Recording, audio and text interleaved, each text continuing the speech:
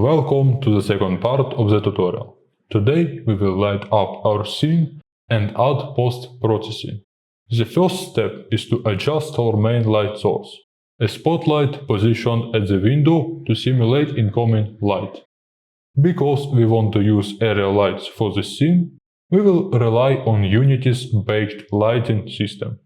This part of the tutorial is split into two sections based on timestamps: light parameters and lighting techniques. If you are already familiar with one of these, feel free to skip ahead. Open the lighting tab and create a new lighting settings asset. For this tutorial we will use shadow mask lighting mode. This mode combines both real-time and baked shadows. I will explain different lighting modes in details in future video.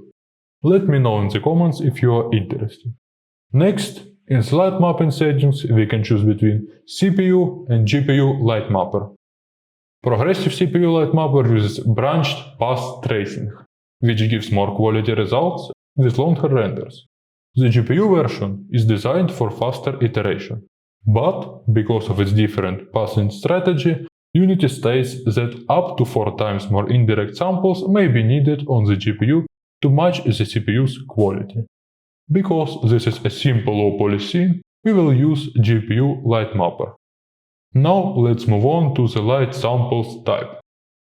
Direct samples determine how many rays the Lightmapper fires for direct lighting. This includes directional, point, spot, and area lights. Indirect samples control how many samples are used for bounced light. In scenes with emissive geometry, you may want to double this value. Environment samples define how many rays Unity fires towards the skybox to gather environmental lighting. I typically keep this equal to direct samples. Note, the higher sample value, the longer bake times. For test bakes, use low values. Lightmap resolution controls how many texels are stored per unit of world space. In simple terms, higher resolution equals more detailed lighting, lower, faster bakes but blurrier shadows. For fastest bakes, use low value. Since the scene is small, I will use 40 texels per unit. Now let's move on to the lighting techniques. First, let's add an HDRI skybox for custom skies and a reflection probe to capture reflections on shiny surfaces. For this scene we will use a 2-point area light setup, one overhead and one from the side. Unity lets us choose rectangle or disc area lights. Color temperature is one of the most important lighting settings. Color influences mood, and URP gives us control over both filter, which is a color tint, and temperature, which is a Kelvin value. For overhead light, we will use cool temperature with everything else as default values. For side light, warm temperature with a larger range. This gives us a slower fall-off and helps the light fill the entire room similar to candle glow. Now let's do our first bake.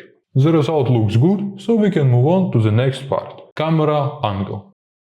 Just like with lighting, composition deserves its own dedicated tutorial. But here we will go with a simple orthographic shot with the room centered. I recommend from 20 to 30 degrees on the x-axis and from -35 to -50 on the y. This gives a clean isometric look. Post-processing is one of the easiest things to overdo, so make small adjustments. Unity 6 already includes a post-processing volume, which is perfect for this scene. But the most important is to check if post-processing is enabled in your camera settings. Keep tone mapping and bloom as they are. You can tweak vignette if you want, but it is optional. Now let's add a color adjustment override. Slightly lower post-exposure, increase contrast and saturation to make the scene more vibrant. Next, use lift, gamma and gain. Lift controls shadows and darker area tint. Make them slightly purple. Gamma changes midtones. Let's add a subtle blue tint for night mood. Gain is for the highlights, slightly more saturated blue here. To finish the composition, add a large black floor plane beneath the scene to direct attention towards the room. Finally, angle the sun so it looks like it shines through the window. Change all point lights to mixed and do the final bake at your target resolution. That's all for today. Make sure to grab the Voxel Valley Castle pack. You will find the link down in the description. Thanks for watching and see you in the next video.